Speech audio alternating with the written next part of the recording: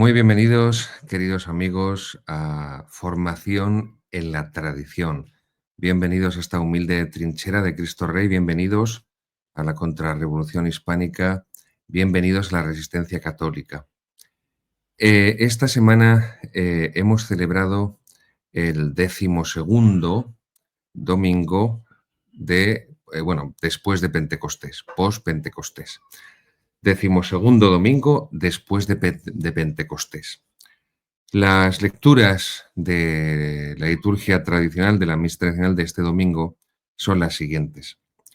La primera es la segunda epístola a los Corintios, capítulo 3, versículos del 4 al 9. Segunda epístola a los Corintios, capítulo 3, del versículo 4 al 9. Tal es la confianza que por Cristo tenemos en Dios. No que de nosotros seamos capaces de pensar algo como de nosotros mismos, que nuestra suficiencia viene de Dios. Él nos capacitó como ministros de la nueva alianza, no de la letra, sino del Espíritu, que la letra mata, pero el Espíritu da vida. Pues si el ministerio de muerte escrito con letras sobre piedras fue glorioso, hasta el punto de que no pudieran los hijos de Israel mirar el rostro de Moisés a causa de su resplandor con ser transitorio, ¿cuánto más no será glorioso el ministerio del Espíritu? Si el ministerio de condenación es glorioso, mucho más glorioso será el ministerio de la justicia. Y el Evangelio de este domingo 12º, después de Pentecostés, es el de Lucas, capítulo 10, versículos 23-37. Lucas, capítulo 10, versículos 23 hasta el 37. Dice así: Vuelto a los discípulos, aparte, les dijo: Dichosos los ojos que ven lo que vosotros veis, porque yo os digo que muchos profetas y reyes quisieron ver lo que vosotros veis, pero no lo vieron, y oír lo que oís, y no lo oyeron. Levantóse un doctor de la ley para tentarle y le dijo: Maestro, ¿qué haré para alcanzar la vida eterna? Él le dijo: ¿Qué está escrito en la ley? ¿Cómo lees? Le contestó diciendo: Amarás al Señor tu Dios con todo tu corazón, con toda tu alma, con todas tus fuerzas y con toda tu mente, y al prójimo como a ti mismo. Y le dijo: Bien has respondido, haz esto y vivirás. Él, queriendo justificarse, preguntó a Jesús: ¿Y quién es mi prójimo? Tomando Jesús la palabra, dijo: Bajaba un hombre de Jerusalén a Jericó, y cayó en poder de ladrones, que le desnudaron, le cargaron de azotes y se fueron, dejándole medio muerto. Por casualidad bajó un sacerdote por el mismo camino y viéndole pasó de largo. Asimismo un levita, pasando por aquel sitio, le vio también y pasó adelante. Pero un samaritano que iba de camino llegó a él y viéndole se movió a compasión.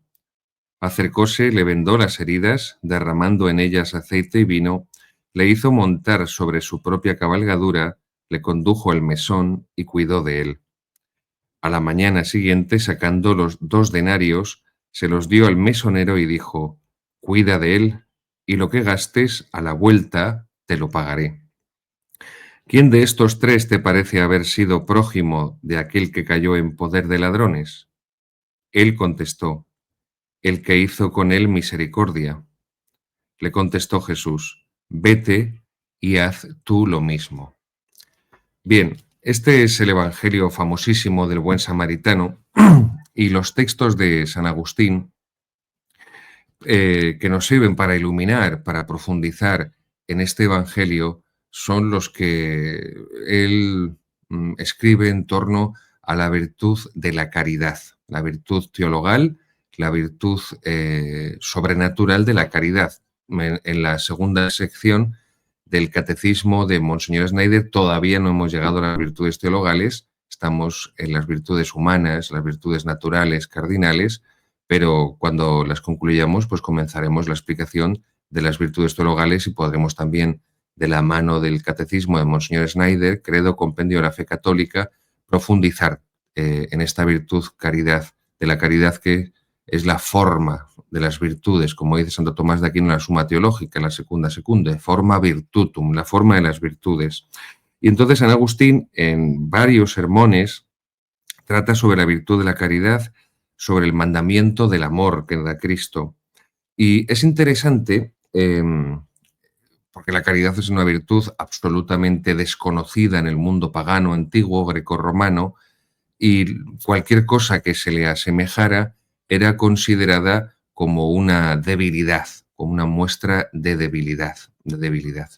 Eh, Esto cuando en la genealogía de la moral, cuando Nietzsche plantee la inversión de los valores, lo va a tratar. Pero bueno, no me voy a ir por la cuestión filosófica y me voy a centrar en los textos de San Agustín. Y como les decía, es muy interesante que San Agustín, una de las primeras cosas que hace cuando trata en sus escritos y en sus sermones de la caridad es explicar que la enseñanza de la caridad se da en la Iglesia y solo en la Iglesia. La enseñanza de Dios en la Iglesia.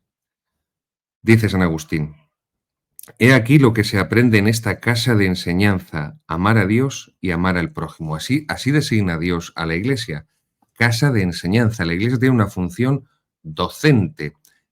Docere, en latín significa enseñar.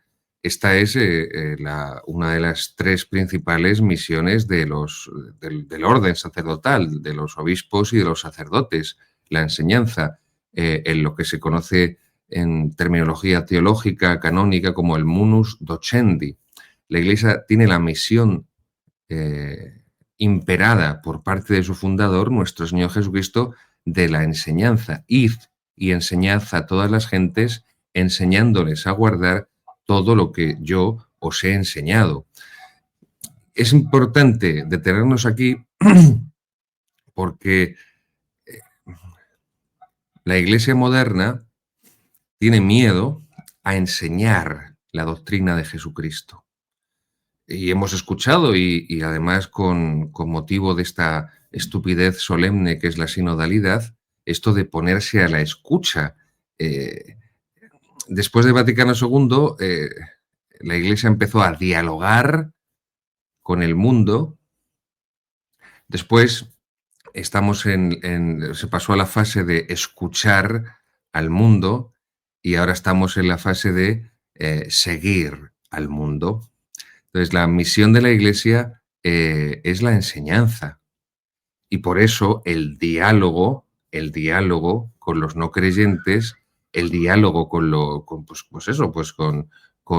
miembros de otros credos, tiene como finalidad la conversión. Tiene como finalidad la conversión.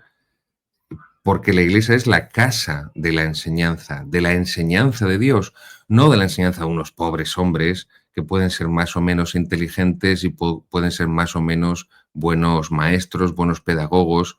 No, es que es la enseñanza de Dios transmitida, la tradición transmitida a la Iglesia y, por lo tanto, es la Iglesia la que enseña y tenemos que ir a la Iglesia para aprender.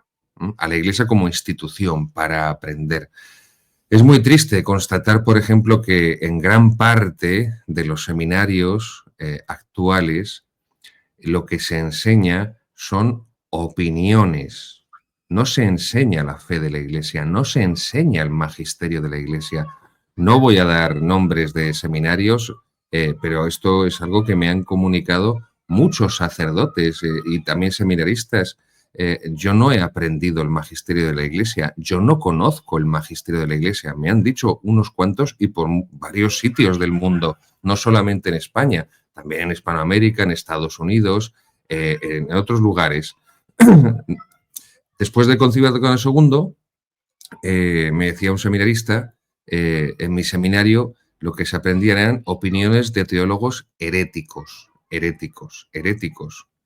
Después, gracias a Dios, la cosa fue cambiando y ahora lo que enseñan son teólogos más o menos ortodoxos, que están de moda, por supuesto, porque aquí funcionamos como el mundo, subiéndonos al carro de moda. ¿Y quiénes son los teólogos de moda? Este y este.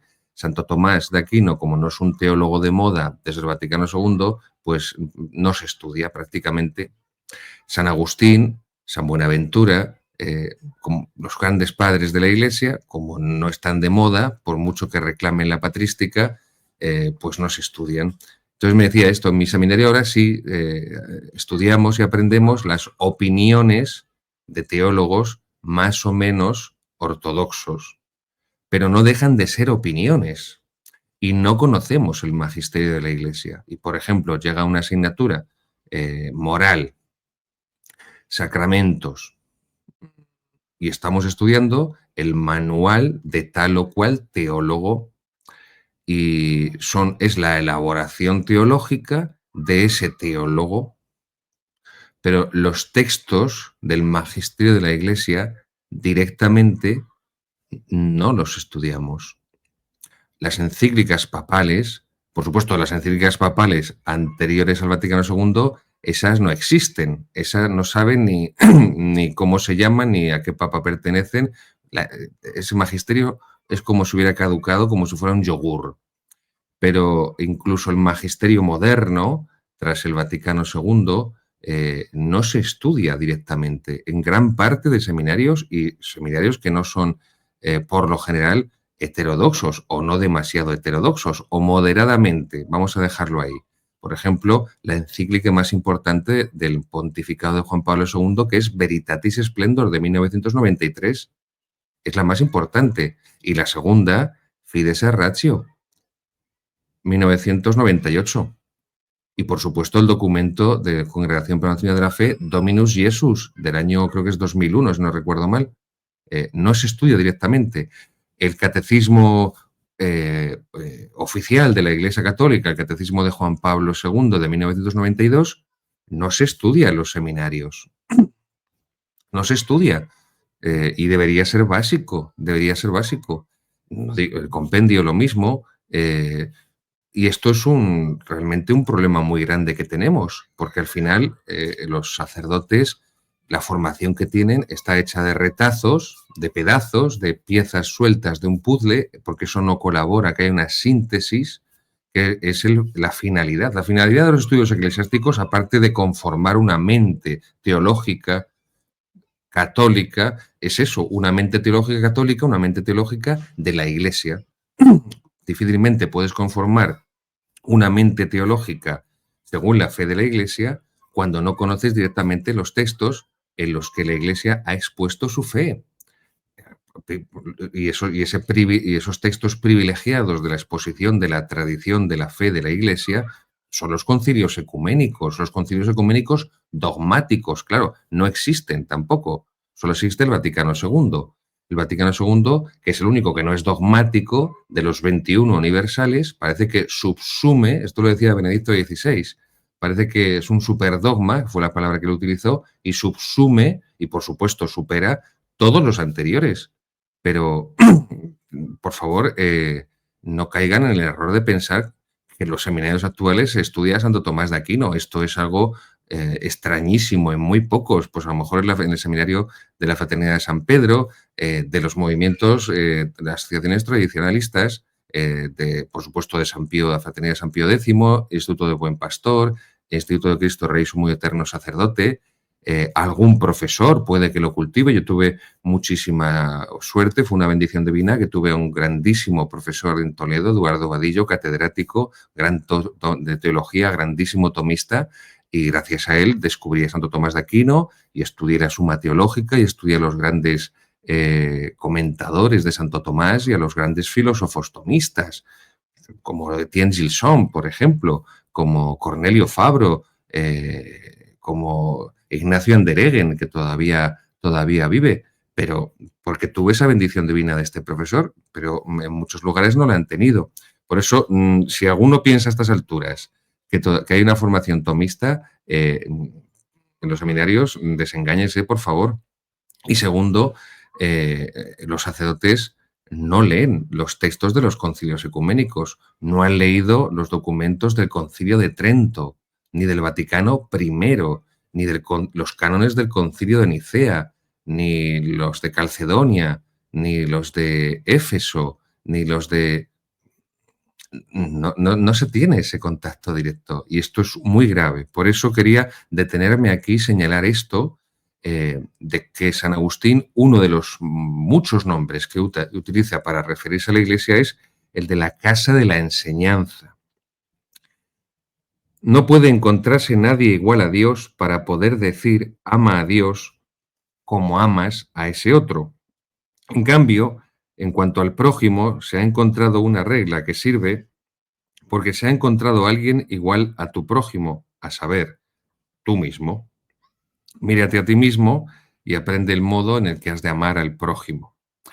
Sigue también San Agustín hablando de cómo la caridad es una fuente de felicidad. La práctica de la caridad produce, al ser una virtud sobrenatural, teologal, el cristiano que practica la caridad produce en su alma una felicidad espiritual, profunda, honda, que no es la de la carcajada del club de la comedia, sino que es una felicidad honda y profunda en el interior del alma. Habla San Agustín de que la caridad se tiene que manifestar en la ayuda a los necesitados, evidentemente, pero claro, la caridad para con el prójimo, el amor para con el prójimo, implica, en primer lugar, su bien espiritual. Porque, claro, como vimos a una iglesia horizontalista y filantrópica, pues se olvida por completo que la mayor caridad es el bien espiritual. Lo que ocurre además es que, bueno, el hombre es una unión sustancial, es un compuesto de alma y cuerpo y evidentemente buscar el bien espiritual de la persona implica también su bien material. Por eso la Iglesia siempre entendió hasta el Vaticano II que evangelizar significaba civilizar. Y esto fue lo que hicieron los misioneros españoles en América. Evangelizar significa civilizar y al mismo tiempo que predicaban la fe de Jesucristo, al mismo tiempo que transmitían la gracia de Dios a través de los sacramentos, que levantaban catedrales, que construían conventos, iglesias, parroquias, centros de misión, al mismo tiempo también levantaban colegios, universidades, al mismo tiempo también levantaban hospitales y se elaboraba toda una legislación, las famosas leyes de Indias, empezando por las leyes de Burgos de 1512, promulgadas por Fernando el Católico. Ya había muerto Isabel la Católica en 1504, y es todo un monumento documental legislativo en el que podemos ver también cómo la caridad se manifiesta de estas formas concretas, incluso a ese nivel legal, ¿Qué ha ocurrido después del Vaticano II? Pues el hundimiento de las misiones. Como todo, como decía el Papa Francisco el año pasado en Singapur, todas las religiones llevan a Dios, como todos somos hijos de Dios, que lo decía siempre el Papa Francisco, pues que entonces que el bautismo no aporta nada, porque ya somos hijos de Dios todos, entonces pues da igual. Y los misioneros, muchos misioneros, desde el Vaticano II se transformaron en una especie de agentes sociales, o más bien socialistas, habría que decir. Y entonces, pues, se promovió solamente el bienestar material en las misiones y no la predicación de la verdad divina y la transmisión de la gracia divina. Resultado de esto, por ejemplo, en toda Iberoamérica, pues que millones de católicos se han pasado a las sectas protestantes porque el misionero católico no les hablaba de Dios. Sí, les construía infraestructuras, sí, les ayudaba materialmente, sí, y les traía comida, medicamentos, está genial. No hace falta ser sacerdote católico para eso. También lo hacen los de Médicos Sin Fronteras. No hace falta. ¿Quién les hablaba de Dios? ¿Quién les hablaba de la oración? ¿Quién les hablaba de la palabra de Dios? Los evangélicos, los protestantes.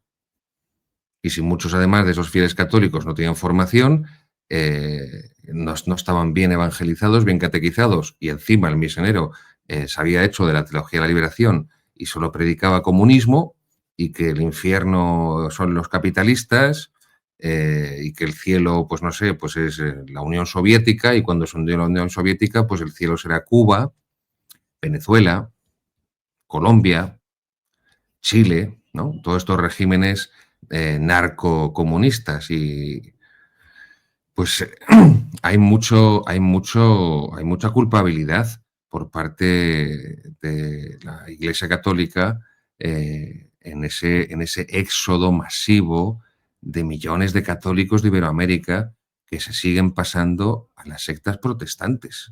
Y yo no voy a quitarles, evidentemente, su parte de culpabilidad, pero hay una culpabilidad grande y es porque la Iglesia Católica, los misioneros, los sacerdotes, no les hemos dado alimento espiritual, no les hemos instruido, no les hemos formado y no les hemos puesto a rezar y no les hemos alimentado con la palabra de Cristo y con el catecismo y con los sacramentos y por eso pues han buscado quién podía hablarles de religiosamente.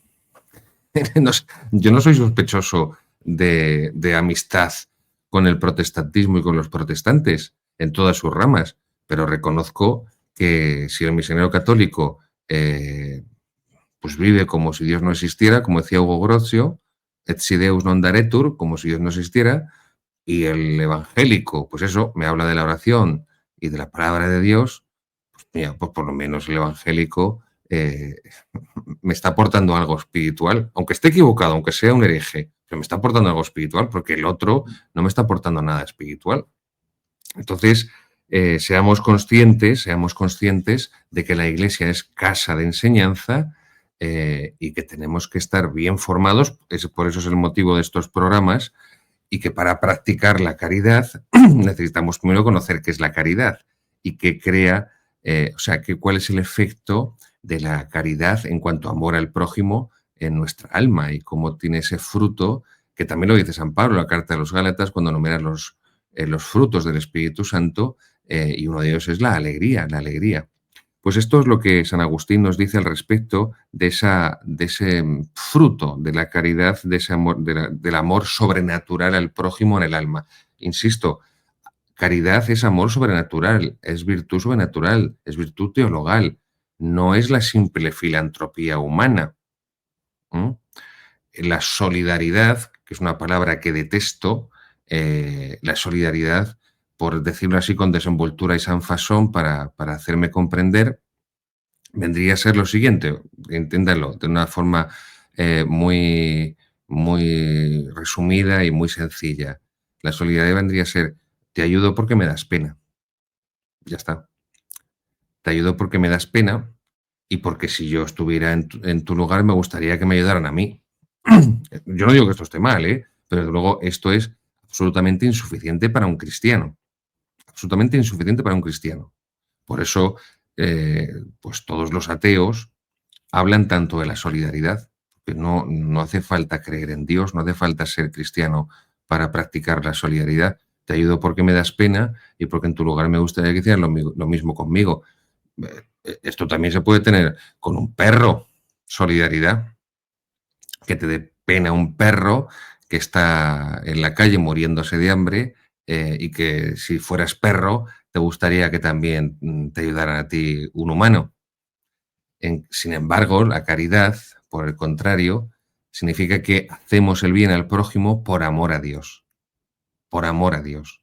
Si es cristiano, si es católico, porque es hijo de Dios, y si no es católico, si no es cristiano, porque es criatura de Dios. Y insisto en esto, solo son hijos de Dios los que han recibido el sacramento del bautismo y forman parte de la Iglesia, porque el bautismo nos hace hijos de Dios. Los hombres que no han recibido el sacramento del bautismo no son hijos de Dios, son criaturas de Dios. ¿Significa que Dios no los ama? Por supuesto que los ama. ¿Significa que Jesucristo no ha muerto en la cruz para redimirlos? Por supuesto que ha muerto en la cruz para redimirlos, pero evidentemente todos tenemos amigos y amamos a los amigos, pero amamos más a los hijos que a los amigos. Esa es la diferencia, no menor, por cierto, no menor. Bien, y quiero concluir con la enseñanza más importante de San Agustín respecto de la caridad, que es lo que se conoce como el ordo amoris, el orden del amor, el orden del amor. Recuerden, lo hemos visto ya a la hora de explicar la virtud de la prudencia en el catecismo de Monseñor Schneider, que las virtudes tienen que estar regidas todas por la virtud de la prudencia, porque Les puse un ejemplo, recuérdenlo, el ayuno es una cosa estupenda que Cristo lo dice en el Evangelio y los santos siempre, pero si practicamos el ayuno sin la virtud de la prudencia, deterioramos nuestro cuerpo y se deteriora nuestra mente.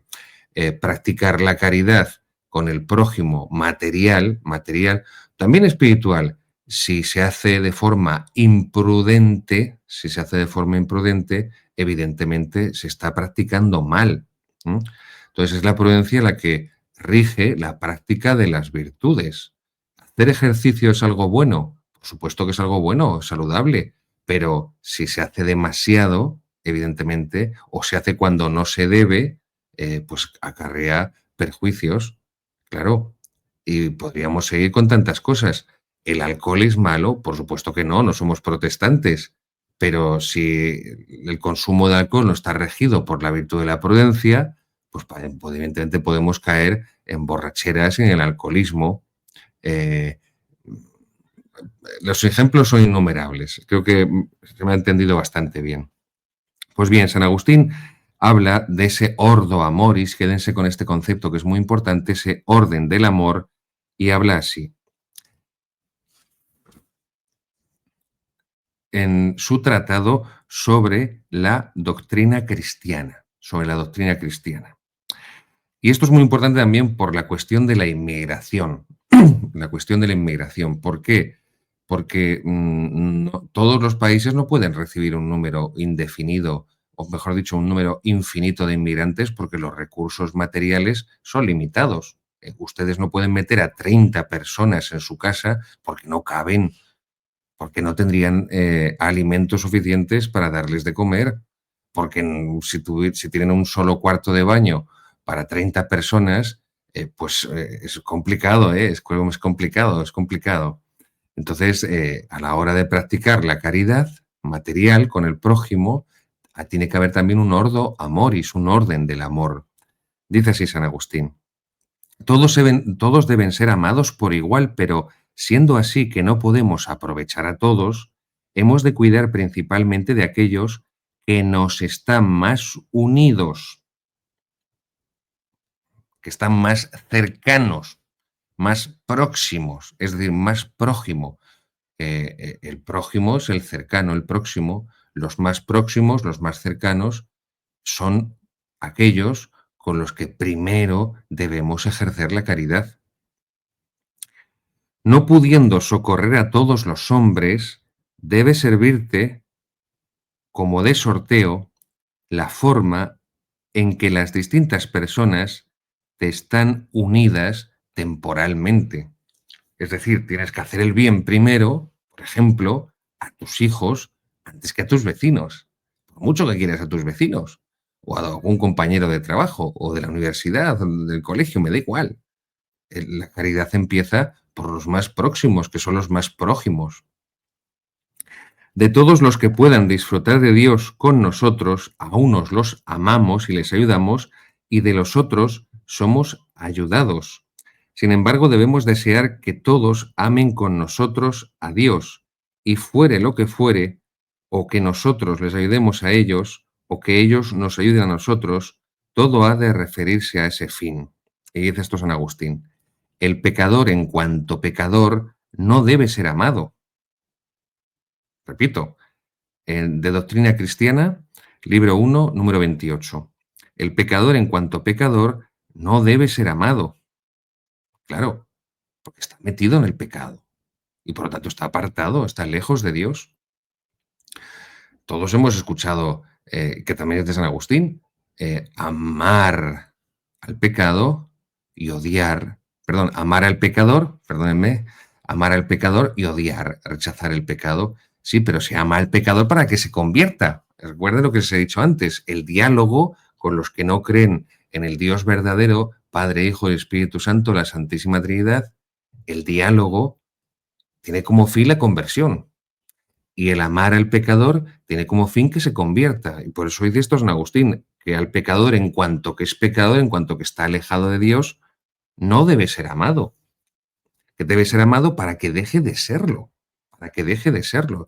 Esto no es lo de acompañar, ¿no? Esto que se ha dicho mucho y se sigue diciendo, pero menos gracias a Dios, pero se ha hecho, era un mantra repetitivo en el pontificado del Papa Francisco: acompañar, acompañar, acompañar, acompañar, acompañar. El acompañamiento tiene como finalidad la conversión, el acercarse a Dios, arrepentirse de los pecados, recibir la absolución sacramental en el sacramento de la confesión, poder comulgar el cuerpo de Jesucristo, y si no puedo comulgar el cuerpo de Jesucristo, poner los medios para poder recibirlo.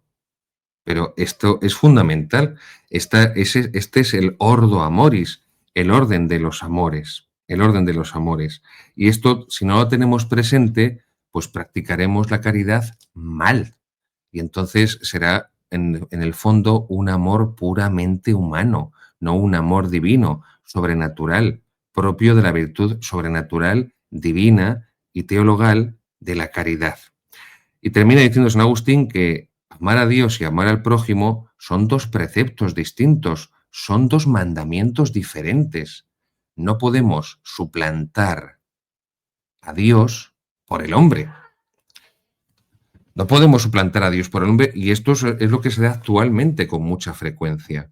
Si puede que haya habido una época en la que había católicos, había cristianos, había miembros de la Iglesia que tenían una vida espiritual de mucha oración y muchos sacramentos y se olvidaban del prójimo y se olvidaban de las necesidades del prójimo, hoy no ocurre tanto esto, ni mucho menos, ocurre más bien lo contrario.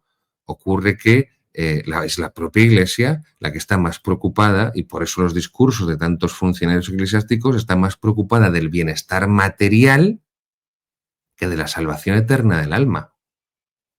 Está más preocupada de cuestiones políticas y ecológicas, esta estupidez del día del cuidado de la creación y todas estas chorradas, que de la gloria de Dios y la salvación de las almas.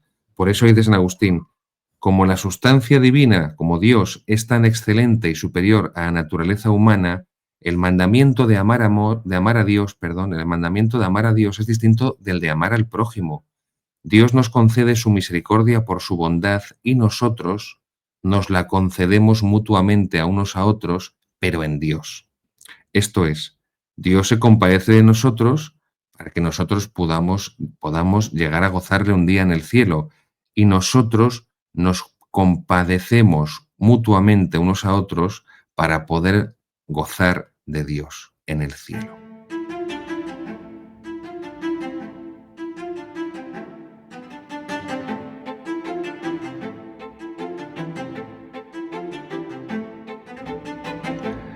Queridos amigos, continuamos la segunda sección, la explicación del Catecismo de Monseñor Schneider, Credo, Compendio de la Fe Católica. Recuerden, estamos en la segunda parte, la parte de la moral. Estamos ya en el capítulo 7, explicando las virtudes humanas, las virtudes naturales, las virtudes cardinales. Explicamos en el programa anterior la virtud de la prudencia, que es la que debe guiar la práctica de todas las virtudes. Y hoy pues comenzamos la segunda, la justicia. Tienen que aprenderse las virtudes cardinales de memoria: prudencia, justicia, fortaleza y templanza. Repítanlo: prudencia, justicia, fortaleza y templanza. Venga, una vez más: prudencia, justicia, fortaleza y templanza. Hay que aprendérselas bien para que las tengamos presentes, para ponerlas en práctica.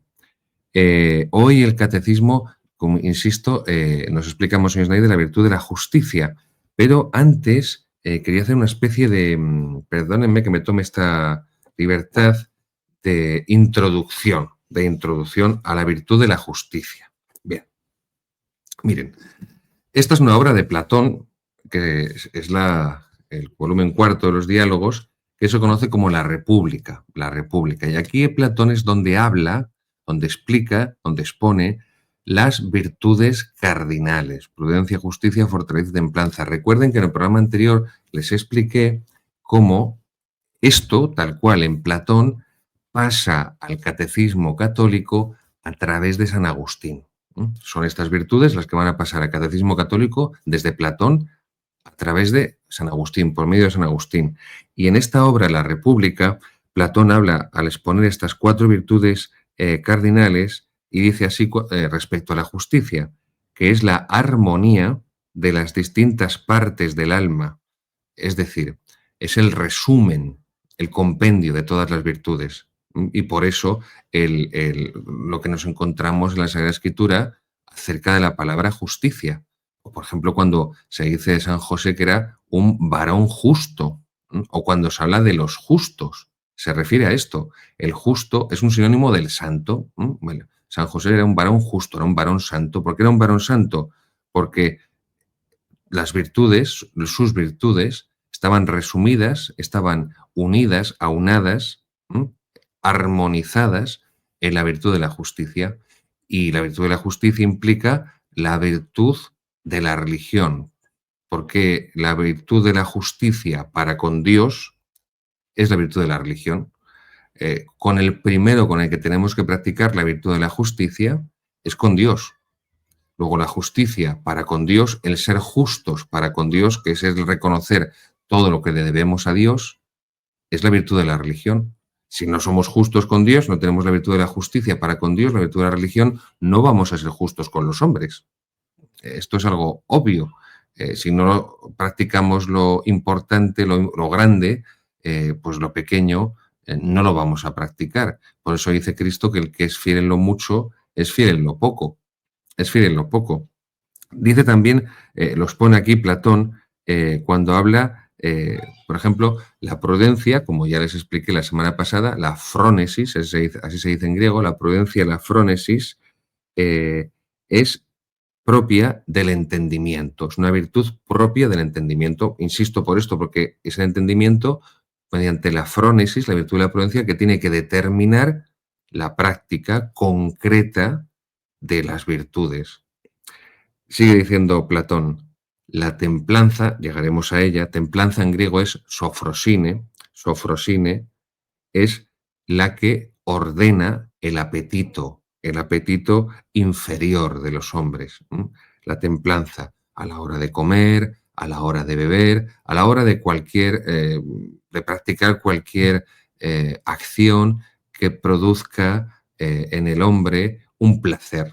El placer no es malo, el catolicismo no criminaliza el placer. Hay una frase, no sé, en Hispanoamérica, pero en España se utiliza, que dice, todo lo que me gusta o es pecado o engorda. Todo lo que me gusta o es pecado o engorda.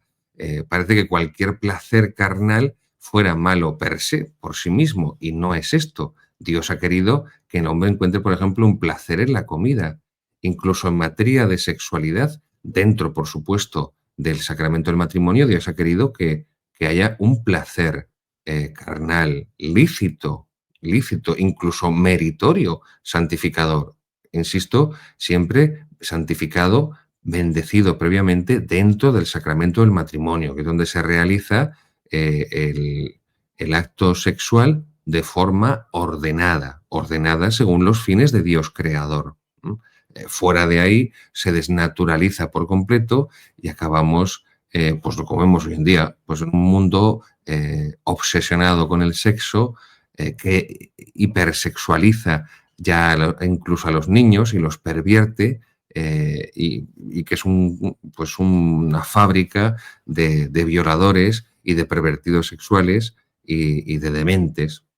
Pues bien, la prudencia, la frónesis, la templanza, la sofrosine, que ordena el apetito inferior, y la fortaleza, que ordena el apetito superior, la fortaleza o andreia, ya llegaremos a ella, la andreia, de aquí viene el griego anerandros, que significa hombre. La virtud de la fortaleza proviene de aquí, del griego, anerandros. ¿Por qué? Porque el varón, el hombre, tiene más fuerza física que la mujer, simplemente es eso.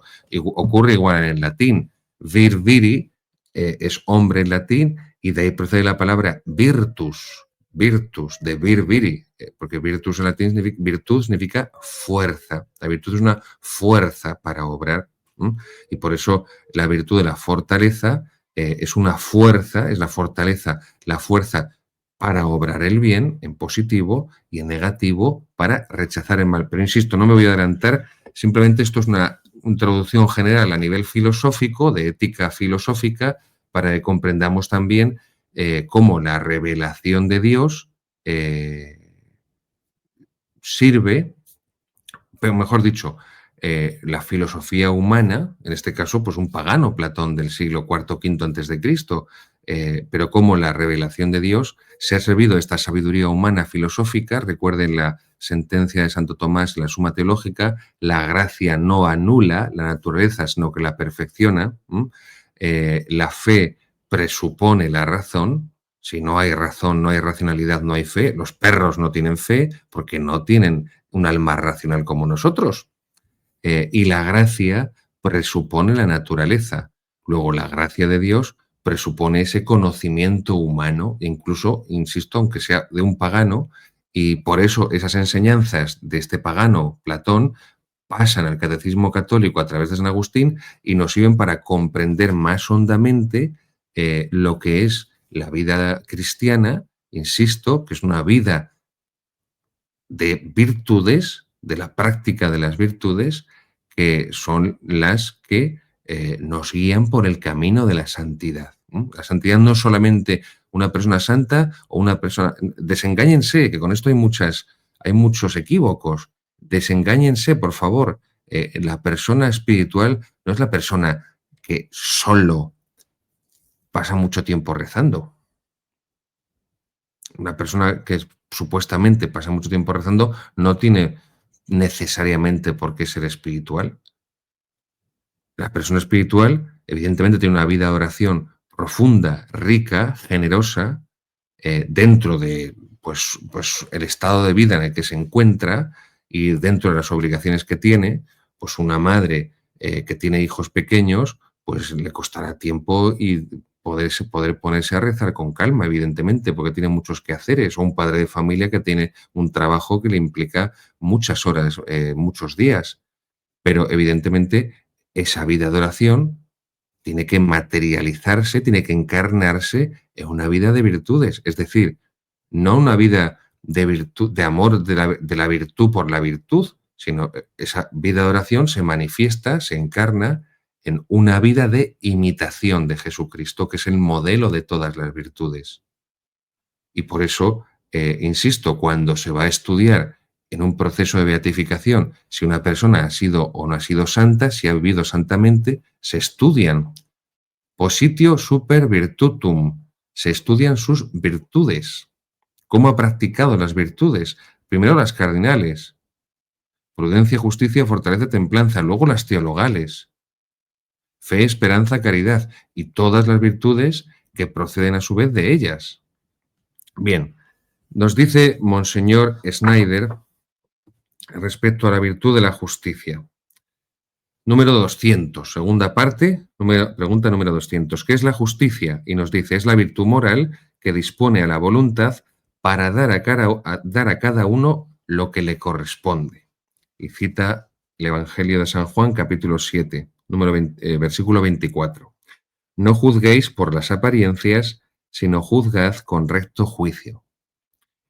Insisto, la justicia es la virtud moral que dispone la voluntad para dar a cada uno lo que le corresponde. Esta es la definición de Platón, que les decía antes en el libro de la República. La justicia es dar a cada uno lo que le corresponde, dar a cada uno lo suyo. Esto es la virtud de la justicia, y por eso la virtud de la justicia para con Dios es la virtud de la religión, porque si la justicia es la voluntad de dar a cada uno lo suyo, a Dios tenemos que dárselo todo, porque nos lo ha dado todo. No le hacemos ningún favor cuando hacemos algo por Dios. Le estamos devolviendo en justicia una parte, no ya pequeña, minúscula, de todo lo que Él nos ha dado. Porque hay personas que parece que le hacen un favor a Dios si van a la misa el domingo, o le hacen un favor a Dios si reciben el sacramento de la confesión, o le hacen un favor a Dios si dedican tiempo a estar con Él en la oración, o le hacen un favor a Dios si hacen una limosna a un necesitado o a una obra de la Iglesia. No le hacemos nunca a Dios ningún favor. Estamos practicando la justicia que le debemos, en primer lugar a Él. Número 201. ¿Cuáles son las principales virtudes que se incluyen dentro de la justicia? ¿Ven? Las virtudes, a su vez, se subdividen en otras otros tipos, derivados, especies, que se diría en filosofía. Lo que les acabo de decir. Primero, ¿qué virtudes se incluyen dentro de la virtud de la justicia? La primera y principal, esta que les digo, la virtud de la religión, que es la obediencia a Dios, la adoración correcta a Dios. A Dios le debemos obediencia y le debemos adoración. Solo adoramos a Dios, por eso no adoramos a la Pachamama. Por eso tampoco adoramos al Papa, sea el que sea. Que esto es lo que siempre nos han insultado los protestantes cuando nos llamaban y nos llaman papistas. Es que nosotros no adoramos al Papa. No adoramos. Es el sucesor de San Pedro. Es el vicario de Cristo. Pero no le adoramos. No adoramos a los santos. No adoramos a la Santísima Virgen. La veneramos, que es distinto. Ya llegaré en su momento a explicar esto. No adoramos las imágenes. Simplemente es una representación que nos hace, como su nombre indica, representa, hace presente, pues a la persona a la que nos dirigimos, a la persona de tal o cual santo, a la persona de la Santísima Virgen María, a la persona de Jesucristo, pero bien, no es más que un medio para un fin. No adoramos a la materia de la imagen, de madera, de escayola o de piedra o de lo que sea. Después, segundo, primero la virtud de la religión, segundo, la piedad filial o devoción a nuestros padres y superiores legítimos. Forma parte de la virtud de la justicia, primero la virtud de la religión y segundo, la virtud de la piedad filial.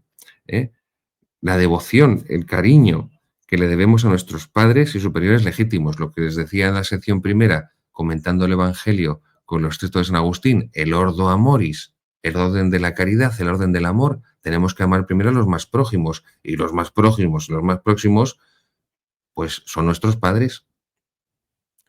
Y para los padres son sus hijos. Por eso la responsabilidad que tienen tan grande los padres con los hijos y por eso los hijos los primeros que se deben es a sus padres. La piedad filial. De aquí también viene la virtud, que está incluida en la virtud de la justicia, del patriotismo, que es el amor a la patria. La pietas patria, la piedad hacia los padres, esta piedad filial hacia los padres, es el patriotismo, porque la patria es la terra patrum, la tierra de los padres. Hay un vínculo, hay un vínculo. Tercero, la virtud de la justicia. Otra virtud que se incluye en ella es la virtud de la veracidad, no decir mentiras. Claro, porque una mentira es algo injusto, porque la justicia es la verdad y la verdad es la justicia. Por eso una mentira es injusta, porque estás manipulando la verdad. Ojo, una mentira o una exageración, porque una mentira a medias es lo mismo que una verdad a medias, pero una exageración es una verdad y media. Y una verdad y media no es tampoco la verdad. No es tampoco la verdad. Por eso, exagerando o bien o para bien o exagerando para mal, tampoco eso es la verdad. Tampoco eso es la verdad. Una persona que está exagerando voluntariamente, pues también está faltando a la verdad. Insisto, ya sea por exceso o por defecto. Está faltando a la verdad. Podríamos hablar aquí de la falsa humildad, de la falsa humildad. Cuando personas que no quieren reconocer y se piensan que es humildad, pero insisto, es una falsa humildad, no quieren reconocer los dones que Dios les ha dado, sin caer en el pecado del orgullo. Pero cada uno de nosotros, como nos dice el Evangelio, hemos recibido unos talentos y reconocer los talentos que tiene cada uno en justicia para con Dios, eso es la humildad. La humildad falsa sería negar esos talentos que Dios nos ha dado. La cuarta virtud que depende de la virtud de la justicia, la gratitud por los beneficios recibidos. Claro, los padres tienen un deber de justicia para con sus hijos, de educarles, de alimentarles, de proporcionarles el vestido, de velar primero por su bien espiritual y unido a él por su bien material, pero primero lo espiritual, sí, pero aunque esto sea un deber de justicia de los padres para con los hijos tienen también el deber de la gratitud para con sus padres. Evidentemente, los padres no hacen eso por sus hijos esperando recibir a cambio el agradecimiento, porque si algo caracteriza el amor de los padres es el absoluto y completo desinterés. Es un amor desinteresado, completamente gratuito.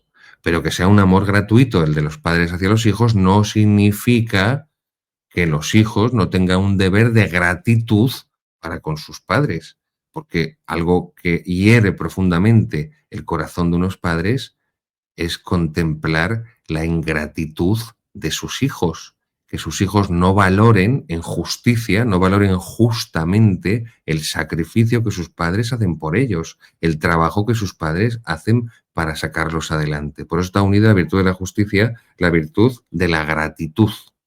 Y por último, la virtud del celo. El celo para combatir el mal y para reparar las injurias.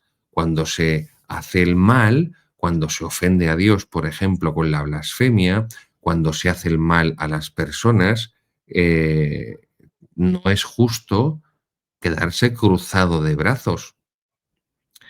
Por eso es de justicia combatir el mal y reparar las injurias. Reparar las injurias que se han hecho contra el bien, contra la verdad. Se falta la justicia cuando nos da igual entonces que se ataque al bien. Se atenta contra la justicia cuando nos da igual que se ataque la verdad. Y por eso un católico no puede quedarse de brazos cruzados y no inmutarse cuando se está atacando su religión, se está atacando su creencia, su fe católica, se está atacando las verdades transmitidas por Jesucristo en la Iglesia. Se están profanando los sacramentos cuando los sacerdotes y los obispos convierten la Santa Misa, el santo sacrificio del altar, en un circo, en un show. Cuando se profana así, no puede darnos igual. Un sacerdote, decía Pío XII, en su encíclica sobre el sacerdocio, que cuando a un sacerdote le da igual, le es indiferente que las almas vayan al infierno o vayan al cielo, cuando le es igual o cuando le es indiferente que las personas crean y amen a Dios o le ignoren, ese sacerdote está espiritualmente muy enfermo, muy enfermo. Pues eso que dice Pío XII para los sacerdotes vale para todos los cristianos.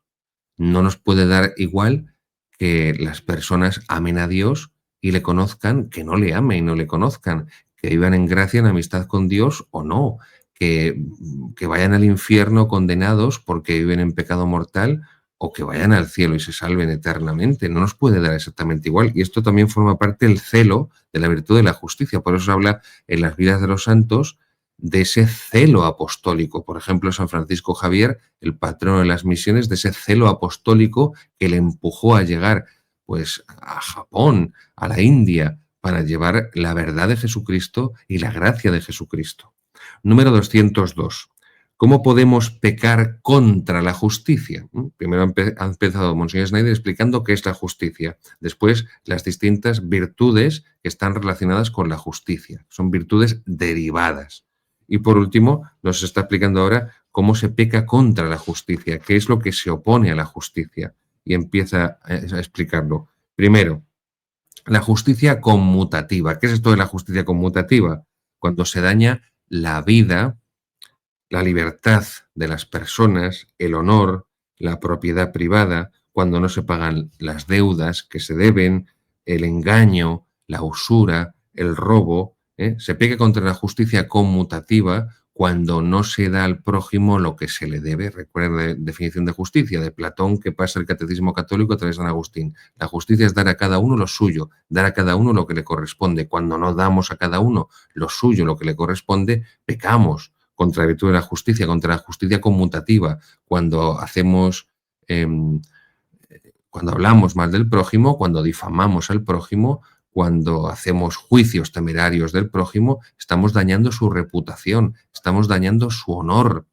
Cuando no devolvemos lo que le debemos al prójimo, estamos dañándole en sus cosas, en su propiedad, en el derecho a la propiedad que tiene. Yo hace muchísimos años que dejé de prestarle libros a los sacerdotes, porque les prestaba libros y luego no me los devolvían. Así se lo digo, no me lo devolvían y los perdía, porque además eran libros en algunas ocasiones que eran muy difíciles de encontrar y que yo había estado con un rastrillo por internet buscando en anticuarios libros que estaban descatalogados desde hacía décadas y décadas y décadas, y eran muy difíciles de encontrar y me habían costado caros. Y bueno, pues algún sacerdote cuando me visitaban o cuando alguna ocasión comíamos juntos y salía alguna conversación y yo comentaba y tal y cual, oye, pues déjame este libro, pues me resulta interesante.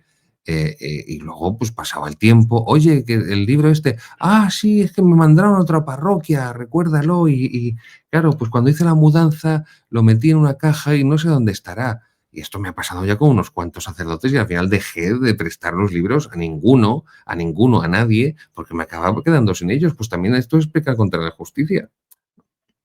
Segundo, la justicia distributiva. Primero la conmutativa, después la distributiva. ¿Cuándo se peca contra la justicia distributiva? Cuando el que tiene la autoridad obra con parcialidad indebida, con el despilfarro de los bienes comunes, cuando el subordinado elude sus deberes hacia la autoridad. Esta virtud de la justicia en la especie distributiva significa que el que gobierna, el que tiene la autoridad, tiene que practicar la justicia de forma imparcial, no parcialmente, imparcial. Esto es un problemón que tenemos en la Iglesia, porque tenemos obispos y cardenales que están predicando herejías, enseñando herejías, o lo contrario a lo que hace la Iglesia, y estamos así desde el Vaticano II y no se toman medidas contra ellos.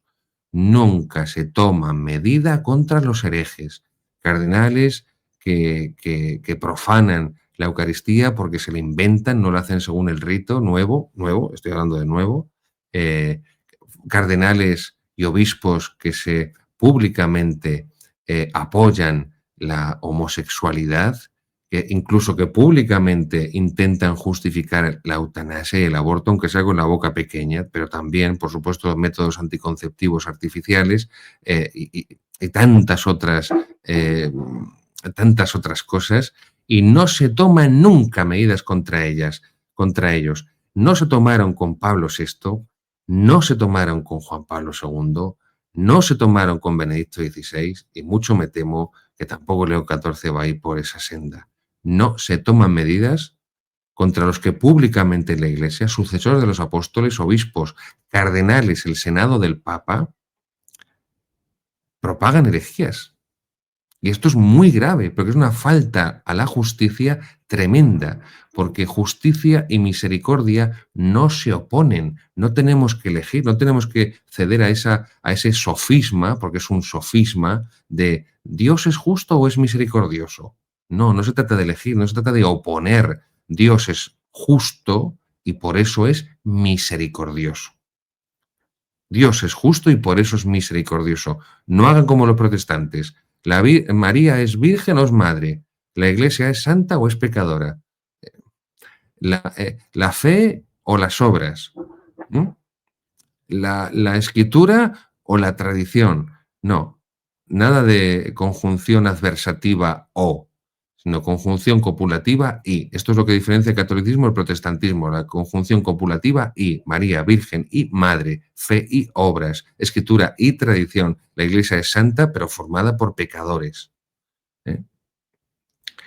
Y también, si esto es el que gobierna, el súbdito, cuando el subordinado, cuando elude los deberes que tiene que cumplir, pues también está faltando la justicia distributiva. El hijo que no cumple con sus deberes de hijo. Si su deber es estudiar, tiene que estudiar. Si no estudia, está incumpliendo los deberes que tiene para con sus padres. Y lo mismo cualquier trabajador, exactamente igual. Tercero, la justicia social. Se puede pecar contra la justicia, esta especie también, este tipo de justicia que es hemos visto la conmutativa, la distributiva y ahora la justicia social, que es al promulgar y hacer leyes injustas, violar leyes justas, actuar exclusivamente por intereses privados por encima del bien común. Es decir, toda la casta política, toda la clase política, ya está. No olviden que en un régimen de democracia liberal, como el que tenemos en tantas naciones por todo el mundo, los partidos políticos en el liberalismo actúan, funcionan como sectas. Así de claro. Los partidos políticos en un sistema liberal se configuran como sectas. Y la secta, evidentemente, no busca el bien común. Luego se peca contra la justicia social cuando se hacen leyes, cuando se promulgan leyes injustas. Injustas. Hay muchas leyes injustas, empezando por la ley del aborto, porque se priva del derecho a nacer, del derecho a la vida, que es el primer derecho a un ser humano. ¿Cómo vamos a vivir en naciones justas? ¿Cómo va a haber legislaciones justas en nuestras naciones si se falta contra el primer derecho humano, que es el derecho a la vida, por medio del aborto? Cuando se actúa exclusivamente por intereses privados por encima del bien común, y esto es lo que caracteriza al sistema político liberal, que esos partidos políticos, que como su mismo indica, son partidos, viene de parte, ese partido, esa parte, no suele buscar el bien común, no suele buscar el bien común. 203. ¿Qué vicios se oponen a las virtudes que forman parte de la justicia? Hemos visto los pecados, ahora los vicios. No hay un pecado con vicio. Recuerden que el vicio es cuando se reitera un acto, se repite un acto y se transforma por la repetición en un hábito. Si esa repetición de actos que engendra el hábito son actos buenos, ese hábito es un hábito bueno, luego una virtud. Cuando esos actos que se repiten forman, por lo tanto, un hábito y son actos malos, forman un hábito malo que es el vicio. Entonces hemos visto los pecados contra la virtud de la justicia, que pueden ser hechos puntuales, y ahora vamos a ver, y con esto concluye Monseñor Schneider, esta exposición de la virtud de la justicia, los vicios, que ya no se trata de un hecho, de un acto aislado, sino de un acto repetido hasta el punto que se ha adquirido la costumbre, el vicio de practicar ese acto malo. Y empieza a enumerar. La irreligión es un vicio contra la justicia. Si la virtud de la justicia, con el primero que tenemos que practicarla es con Dios, la virtud de la justicia para con Dios, la virtud de la religión, pues el vicio contrario, la irreligión, la negligencia en los deberes para con Dios, la irreligión, la negligencia en los deberes para con nuestros padres, para con la patria, la pietas patria, la terra patrum, el patriotismo, la irreverencia hacia los superiores y la desobediencia a las órdenes justas. Esto de la irreverencia a los superiores, reconozco que tengo que trabajarlo yo mucho en ello. Lo reconozco, se lo reconozco. 2. La mentira, claro, porque la verdad es la justicia. Decir la verdad es propio de la justicia. Otra cosa es que tengamos que decírsela a todos. No tenemos obligación de decir la verdad a todos. Si usted va por la calle y le pregunta a un desconocido cuánto dinero tiene usted en el banco, pues no tiene usted por qué decir la verdad. Una cosa es que no tengamos obligación de decir la verdad a cualquiera y otra cosa es que tengamos que mentir, que es lo contrario a decir la verdad. La mentira, se falta la justicia con la mentira, a las promesas, a los votos que tiene cada uno. La hipocresía, la ingratitud, la crueldad, la indulgencia excesiva con las faltas ajenas, como decía San Agustín comentando ese evangelio del capítulo 10 de San Lucas, el buen samaritano, de este domingo 12º después de Pentecostés, la liturgia tradicional. Cuando nos dice que no, cuando se lo he dicho, se lo he comentado antes, habla San Agustín de que no tenemos que amar al pecador, por ser pecador. Pues a esto se refiere, la indulgencia excesiva con las faltas ajenas. Es decir, cuando vemos que una persona está haciendo algo mal y se lo pasamos siempre por alto, estamos faltando a la justicia, porque tenemos el deber de justicia de corregirle. Otra cosa es que tengamos que hacerlo bien, lo que es la corrección fraterna. Ya llegaremos a esto cuando expliquemos la virtud de la caridad, de la caridad, de la caridad, virtud teologal cardinal de la caridad. Pero tengámoslo presente. Por ejemplo, piensen en una persona que, que está blasfemando, tiene esa costumbre fea y nosotros nunca le decimos nada. Evidentemente estamos siendo injustos, porque tenemos que corregirlo con caridad, con educación, pero tenemos que corregirlo. 3. La avaricia, el despilfarro, la dureza de corazón, la amargura de la palabra, la adulación, vicio absolutamente clerical, aunque también se da, por supuesto, mucho en el mundo civil y sobre todo en los partidos políticos, en esas sectas liberales que son los partidos políticos, para ascender, no porque no se asciende por méritos, sino que se asciende adulando al que está arriba. Por eso es una virtud es un vicio, insisto, perdón, un vicio tan propio del mundo clerical, porque como se asciende en el mundo clerical es por la adulación. La inconstancia, la deslealtad hacia los amigos y la falta de bondad. Todos estos son los vicios que se oponen a la virtud de la justicia y a las virtudes derivadas que provienen de la virtud de la justicia.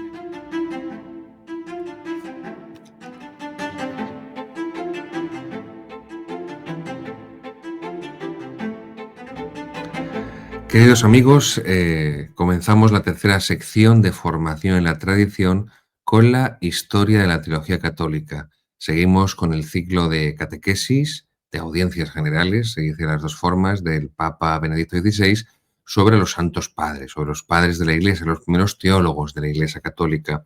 Hoy nos toca explicar a San Cirilo de Jerusalén. San Cirilo de Jerusalén es la catequesis, la audiencia general del del Papa Benedicto del 27 de junio del 2007. Catequesis del 27 de junio de 2007 del Papa Benedicto XVI sobre San Cirilo de Jerusalén.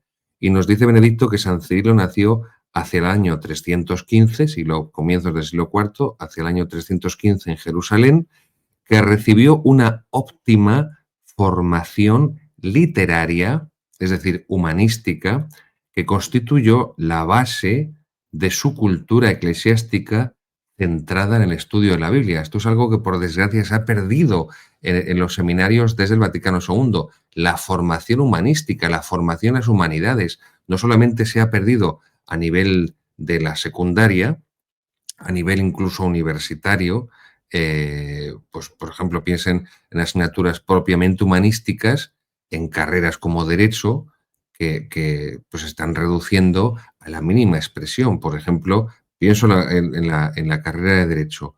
Materias como el Derecho romano, materias como la filosofía del Derecho o la historia del Derecho, tienen una importancia humanística enorme. No hablemos ya del latín.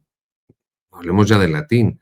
Y cada vez se tiende más a borrar la enseñanza, a disminuir la enseñanza de las humanidades. Y en los seminarios ocurre lo mismo. La formación en latín es totalmente insuficiente, la de griego es prácticamente inexistente, y no digo ya la formación en esta, como nos dice Benedicto XVI, literaria en el mundo grecorromano, en el mundo antiguo. Y esto sí que estaba antes del Vaticano II, los seminarios, porque de hecho había un año solo de humanidades. Había un año introductorio solo de humanidades, había después 2 años de filosofía y después había 4 años de teología. Eran 7 años. San Agustín conocía perfectamente a todos los grandes clásicos literarios de la antigüedad. Había leído la Odisea de Homero y la había releído, y por supuesto, antes la Ilíada, que voy a decir, la Eneida de Virgilio, a los grandes, pues, las grandes tragedias de Sófocles, de Esquilo, la guerra del Peloponeso de Tucídides, incluso las comedias de Plauto, Tito Livio, las Catilinarias de Cicerón, las Filípicas de Demóstenes, todas las grandes obras literarias griegas y romanas los santos padres las conocían, las habían leído y por eso tienen una cultura humanística enorme que les ayuda y les prepara para comprender mejor la verdad de Dios y para poder hacer teología. Y por eso dice esto el Papa Benedicto: recibió una óptima formación literaria que constituyó la base de su cultura eclesiástica centrada en el estudio de la Biblia. Al final los santos padres esto es lo que tenían: el conocimiento de las grandes obras literarias de la antigüedad, el conocimiento de la filosofía griega y el estudio incansable y la meditación y la oración y la contemplación incansables de la Sagrada Biblia, de la palabra de Dios. Nos dice también Benedicto que San Cirilo de Jerusalén sufrió 3 destierros. Recuerden que en el anterior programa tratamos de San Atanasio de Alejandría y cómo también le cayeron, no sé si fueron 4 o 5 destierros. El pobre estuvo más tiempo desterrado de su sede episcopal que ejerciendo en ella. Pues también a San Cirilo le cayeron 3 destierros. El primero, cuando fue depuesto por un sínodo arriano. El segundo, por obra de Acacio, el obispo que además fue el que le ordenó obispo. O sea, el obispo que le ordenó obispo, al final le destierra. Y el tercero, el más largo, que también le desterró el emperador romano, que era arriano o filoarriano, el emperador Valente, en el año 367, y hasta que no murió el emperador Valente, 378, fíjense, estamos hablando de 11 años, no pudo volver otra vez a su sede episcopal. Por cierto, a Valente le mataron los godos en una batalla, los godos arrianos. Entonces, bueno, esto daría para mucho, pero si no, me desvío de San Cirilo. San Cirilo de Jerusalén participó en el segundo concilio ecuménico de Constantinopla el año 381 y tuvo un papel muy relevante. Y lo que conservamos de San Cirilo son sus catequesis, las famosas, las célebres catequesis de San Cirilo de Jerusalén, que son 24 catequesis que impartió hacia el año más o menos 350. Esto es lo importante. Las primeras 18 catequesis, dice Benedicto, de esas 24, las primeras 18 están dirigidas a los catecúmenos, y las predicó, las pronunció San Cirilo en la Basílica del Santo Sepulcro, lo que es la Basílica del Santo Sepulcro de Jerusalén. Esas primeras 18 catequesis de lo que tratan es de las disposiciones previas para la recepción del sacramento del bautismo. ¿Qué disposiciones debía tener la persona que quería ser bautizada, que debía recibir el bautismo? Y lo explican esas 18 catequesis. Por ejemplo, la conversión de las costumbres paganas. Para recibir el sacramento del bautismo, para empezar a ser cristiano, hijo de Dios, miembro de la Iglesia, había que convertir, es decir, había que cambiar, había que abandonar todas las costumbres paganas. Fíjense hoy en día cuando vivimos en un mundo ya sumido en el paganismo. Y lo que hace también en estas catequesis San Cirilo es exponer las 10 verdades dogmáticas contenidas en el credo, las verdades de fe contenidas en el credo. Las primeras 18 y luego el resto, hasta las 24, son una catequesis continua sobre el credo, una catequesis continua. Las 5 últimas de estas 24 se las conoce como las famosas también catequesis mistagógicas. Quédense con este palabra tan raro, mistagógicas. Agogé significa dirigir, guiar, de viene pedagogo. Paidos, niño, en griego, agogé es guiar, el que guía al niño. El que guía al niño es el pedagogo. Mistagógicas, pues significa eso, lo que acompaña al misterio. Son las catequesis que explican los sagrados misterios de la liturgia, los sacramentos. Pues estas catequesis mistagógicas, las 2 primeras, lo que hace es explicar, comentar, desarrollar, profundizar en los ritos del sacramento del bautismo, en la inmersión, en la vestidura blanca, en la velita, el cirio que se entrega a los padrinos. Las 3 últimas tratan sobre el sacramento de la confirmación que es el sacramento que completa el bautismo, que confirma la gracia bautismal. Confirma la gracia bautismal, la completa, la perfecciona. Por eso forma parte de los sacramentos de la iniciación. Bautismo, confirmación, Eucaristía. Este es el orden, queridos seguidores. Bautismo, confirmación, Eucaristía. No la instrumentalización pastoralista que después del Vaticano II hasta hoy se hace del sacramento de la confirmación en las parroquias, en tantas, no en todas, pero en la mayoría. Y entonces primero el bautismo, luego la Eucaristía, la primera comunión y luego ya la confirmación. Cuando son adolescentes, a ver si así conseguimos que alguno se quede en la parroquia, ¿no? No, es una instrumentación pastoralista del sacramento de la confirmación, porque está violando, está vulnerando el orden lógico, porque si es la segunda parte del bautismo, por decirlo de alguna forma así sencilla, si la confirmación es la segunda parte del bautismo, lo que completa, lo que perfecciona el bautismo, pues tiene que ir a continuación del bautismo. Bautismo, confirmación, Eucaristía. Entonces, se instrumentaliza pastoralmente tras el Vaticano II el sacramento de la confirmación, violando su orden lógico, porque es un orden también teológico, no lo olviden. Lo teológico tiene que ser lógico, no evidentemente según la lógica mundana, la lógica del mundo, pero no olvidemos que Dios es logos, Dios es razón, Dios no es absurdo, Dios no es arbitrario y por eso no es injusto. Por eso lo que es teológico tiene que tener una lógica interna y de luego esta, insisto, violación del orden lógico y teológico del sacramento de la confirmación después de Vaticano II es grave, es grave. No voy a entrar más en ese tema, pues no nos desviamos de San Cirilo. Y también habla en esas catequesis del sacramento del cuerpo y la sangre de Cristo, es decir, del sacramento de la Santísima Eucaristía, y va a hablar también de la liturgia de la Sagrada Eucaristía. También se incluye en esas catequesis la explicación del Padre Nuestro, de la oración dominical, la oración del Señor. Recuerden que en latín Señor es Dominus, Dominus Domini, y por eso la oración dominical, la oración del Dominus, del Señor, es el Padre Nuestro, la oración que Cristo nos enseñó. Y así es como, explicando esta oración del Padre Nuestro, en sus catequesis, San Cirilo también introduce, guía hacia la oración, enseña, les está enseñando a esos catecúmenos a través de estas 24 catequesis, pues está enseñándole, resumiendo esto que acabo de decir, que según el Papa, les está enseñando las verdades del credo.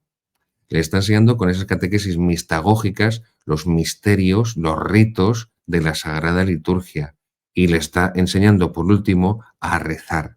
Les está enseñando a rezar, empezando por la oración del Padre Nuestro, no solamente para que la repitan maquinalmente, como si fueran, pues eso, una grabadora, sino para que aprendan a hablar con Dios, que eso es la oración, hablar con Dios. Y así se desarrolla paralelamente la formación catequética propiamente doctrinal, la explicación del credo, la forma que implica la moral, tienen que renunciar, convertirse a esas costumbres paganas, implica además la explicación de los misterios de la fe que se celebra en la liturgia sagrada, la Sagrada Liturgia, e implica también lo imprescindible para el cristiano, su vida de oración, su vida de relación con Dios a través de la oración. Esto es una catequesis integral, queridos seguidores. Esto es lo que falta en tantas ocasiones, en tantos lugares en la Iglesia. Y por eso la catequesis fracasa por completo. La catequesis tiene que enseñar lo fundamental del credo, tiene que enseñar lo fundamental de los sacramentos y de la liturgia sagrada, tiene que enseñar evidentemente lo que es la vida moral, porque yo, si yo soy cristiano, no debo, no puedo hacer esto, o porque yo, si soy cristiano, tengo que obrar y hacer lo otro. Y por supuesto, por último, la vida de oración. No puedo ser cristiano si no rezo, no tengo vida de oración, si no hablo con Dios, con la Santísima Virgen, nuestra Madre, y con los santos. Si se dan cuenta, son las 4 partes del catecismo, no del catecismo de Juan Pablo II de 1992, son las 4 partes en las que se divide el catecismo romano, o que también es conocido como el catecismo de Trento, también es conocido como el catecismo de San Pío V, también es conocido como el catecismo para los párrocos. Recuerden los grandísimos teólogos que había en Trento, por cierto, la mayoría españoles. Los teólogos del Vaticano II no les llegan ni a la suela del zapato a los teólogos de Trento. Aquí no se trata de hacer, entiéndanme, comparaciones absurdas en plan de ¿a quién quieres más? ¿A papá o a mamá? O este tipo de cosas, entiéndanme. Pero y que conste que Joseph Ratzinger era teólogo del Vaticano II, muy joven, era muy joven, pero bueno, Monseñor Guerra Campos, el obispo más sabio del episcopado español del siglo XX y de lo que llevamos del XXI, junto con el cardenal Gomá. Ningún obispo español le llega intelectualmente a la suela de los zapatos a Guerra Campos. Insisto, solamente el cardenal Gomá, que murió en 1940, Monseñor Guerra Campos murió en 1997, pero los teólogos de Trento tienen una formación inmensamente superior a la que tenían los teólogos del Vaticano II, aparte de que eran ortodoxos todos. Cosa que no ocurría en el Vaticano II. No voy a dar nombres, pero bueno, ahí está Schillebeck, ahí está Hans Kühn, estos son auténticos herejes y eran padres, asesores, peritos teológicos de los obispos del Vaticano II. Podría dar muchos más nombres, pero no voy a entretenerme con esto. Pero es fundamental que comprendamos que esas partes fundamentales de la catequesis es lo que tenemos que transmitir, que es lo que está en el catecismo cuatripartito, 4 partes de Trento, el catecismo romano, credo, sacramentos, mandamientos, Padre Nuestro, oración. Y es lo que reproduce el catecismo de Juan Pablo II en 92, exactamente lo mismo, copia esas 4 partes, credo, sacramentos, mandamientos, oración. Nos dice Benedicto XVI que la base de la instrucción de la fe cristiana, de la enseñanza de la fe cristiana, de la catequesis, y esto quédense con ello porque tiene una trascendencia absoluta, se realiza también en función polémica contra los paganos, los judíos y los maniqueos. Esta instrucción, esta catequesis de San Cirilo de Jerusalén tenía una función polémica, una función apologética. Tras el Vaticano II desapareció la apologética en la Iglesia, cuando necesitamos más que nunca ante el asalto de las sectas protestantes a tantos católicos. Función polémica contra los paganos, contra los judíos y contra los maniqueos. Ojo, no caigan ustedes en la tentación que le presentan tantas veces funcionarios eclesiásticos de que hay que enseñar la fe respetando a todo el mundo y sin molestar a nadie.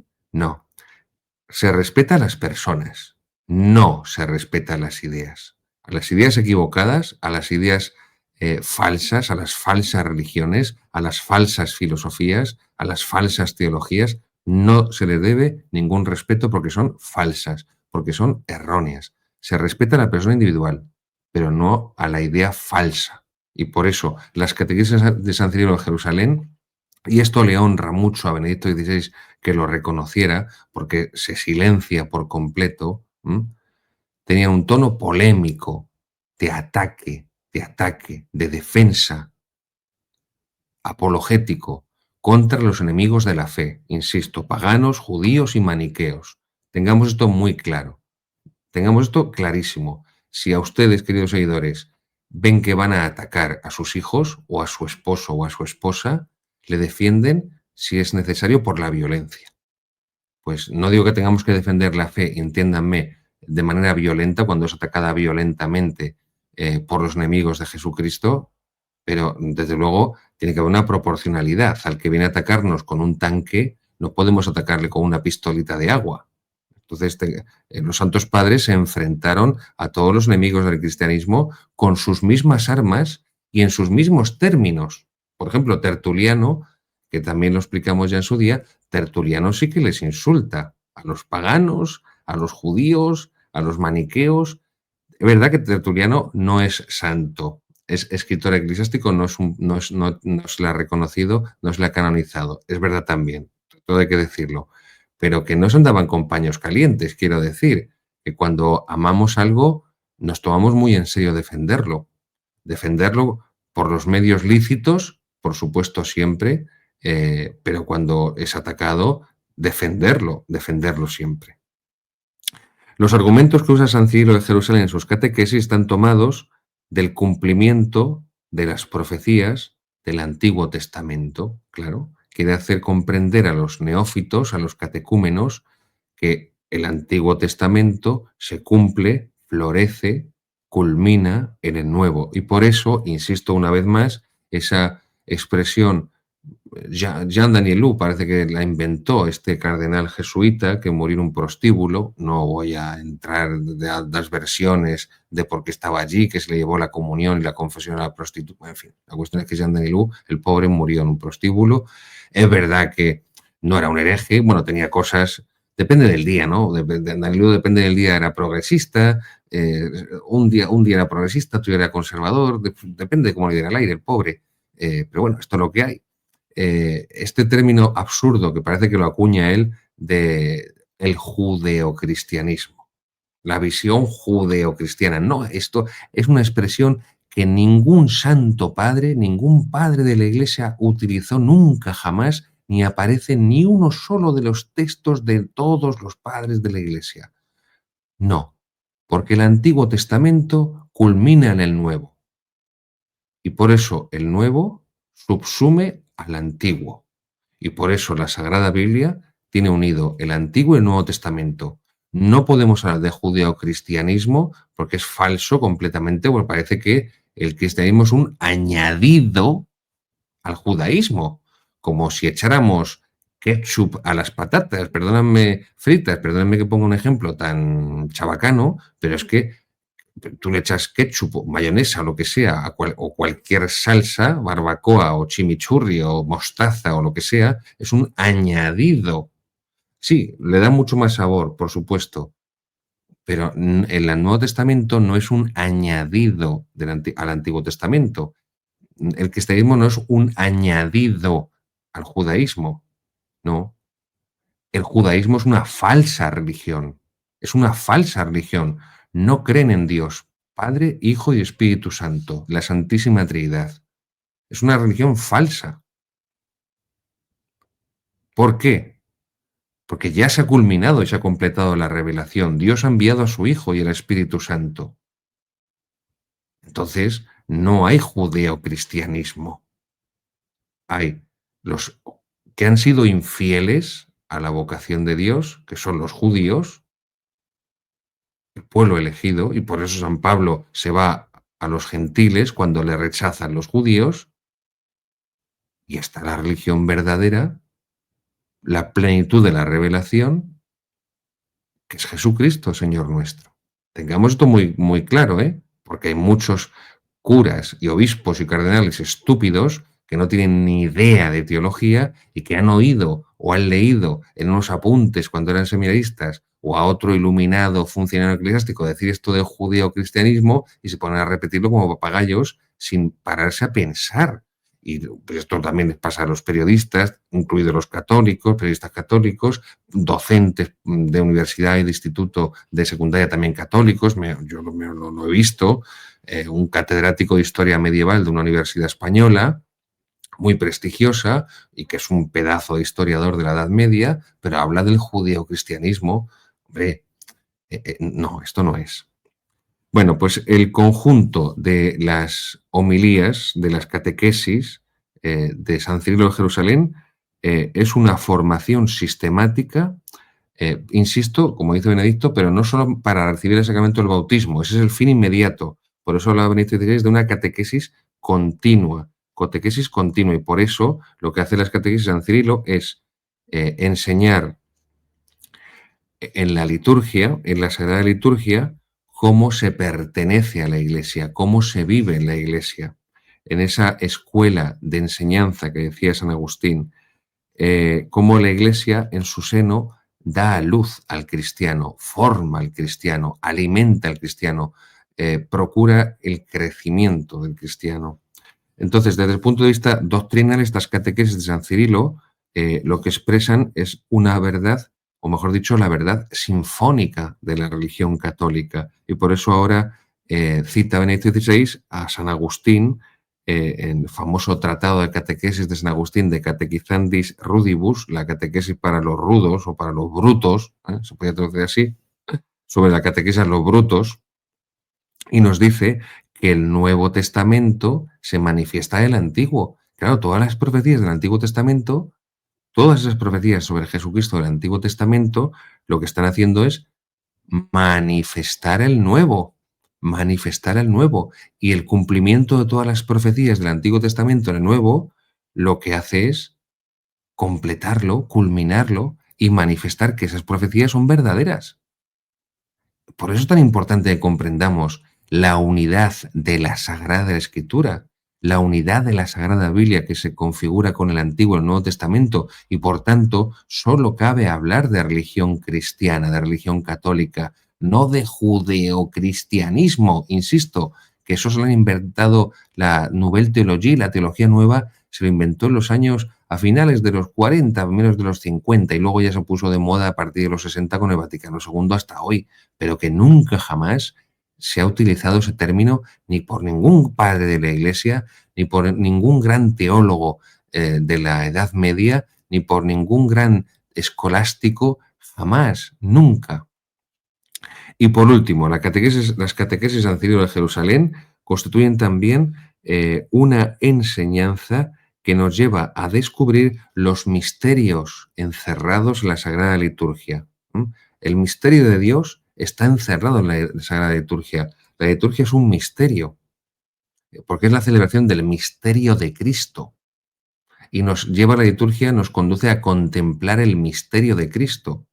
En Adviento, en Navidad, en Cuaresma, en la Semana Santa, en Pascua, después de Pentecostés, las solemnidades del Sagrado Corazón de Jesús, del Corpus Christi, de la Santísima Trinidad, de la Santísima sangre, de preciosísima sangre de nuestro Señor Jesucristo, a contemplar a la Santísima Virgen todas sus festividades, a contemplar a nuestros intercesores en el cielo, nuestros modelos que son los santos.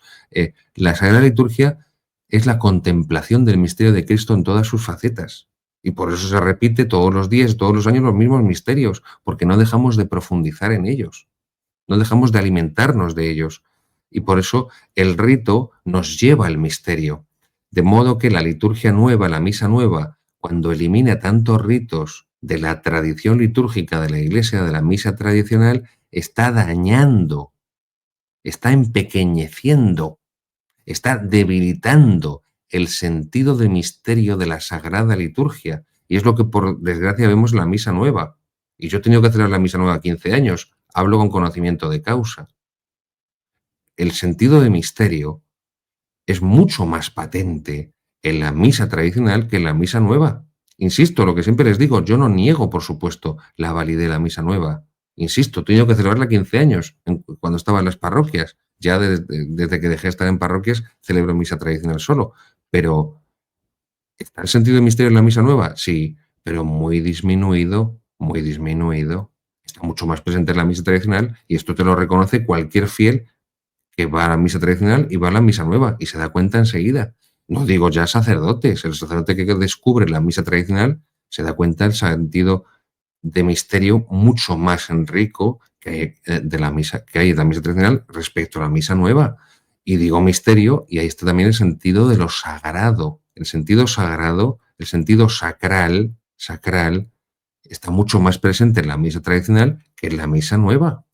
Porque por muchos motivos, ahora no voy a hablar en ese sentido, no voy a hacer ahora un discurso o una catequesis sobre la misa tradicional. Llegará ya el momento de hacerlo con más detenimiento, pero esto tengámoslo presente. Estas catequesis de San Cirilo de Jerusalén tienen una parte muy importante, como reconoce el Papa Benedicto XVI, que es la parte mistagógica, que es la enseñanza, el acompañamiento para comprender los misterios de la Sagrada Liturgia, para profundizar y para adentrarse más en ellos, porque alimentan nuestra fe. La liturgia alimenta nuestra fe, por eso no da igual. Por eso no da igual. No da igual que el sacerdote celebre bien la misa o celebre mal. No da igual que el sacerdote se invente la liturgia de la misa o no se la invente y siga el ritual. No da igual que el sacerdote celebre la Santa Misa con piedad, con devoción, con fe, con amor a Dios, que la celebre como el que está fregando platos. no da igual, porque nos alimentamos espiritualmente de la Sagrada Liturgia. Es más, el alimento del cristiano es la Sagrada Liturgia. ¿Y la palabra de Dios? La palabra de Dios nos llega también a través de la Sagrada Liturgia. No somos protestantes. Hay que desprotestantizarse. Desprotestantizarse. La palabra de Dios durante siglos, durante generaciones, a los católicos les llegó a través de la Sagrada Liturgia. No digo que, por supuesto, no se lea, porque hay que hacerlo y está genial. La palabra de Dios cada uno por separado en su casa. Ya les hablé de la lección divina, que lo cultivaban en la Edad Media todos los monjes, por supuesto. Pero la palabra de Dios no nos cae del cielo, nos es transmitida a través de la tradición de la Iglesia. Y por eso la palabra de Dios, donde mejor se nos transmite, es a través de los misterios de la Sagrada Liturgia. Pues, queridos amigos, concluimos esta historia de la liturgia católica con San Cirilo de Jerusalén. Como siempre, les animo a que busquen esta catequesis de Benedicto XVI del 27 de junio del 2007 sobre San Cirilo, que la puedan ustedes leer, releer tranquilamente, meditar, y que si tienen también oportunidad de adentrarse en la lectura de las catequesis de San Cirilo de Jerusalén, sin duda, háganlo.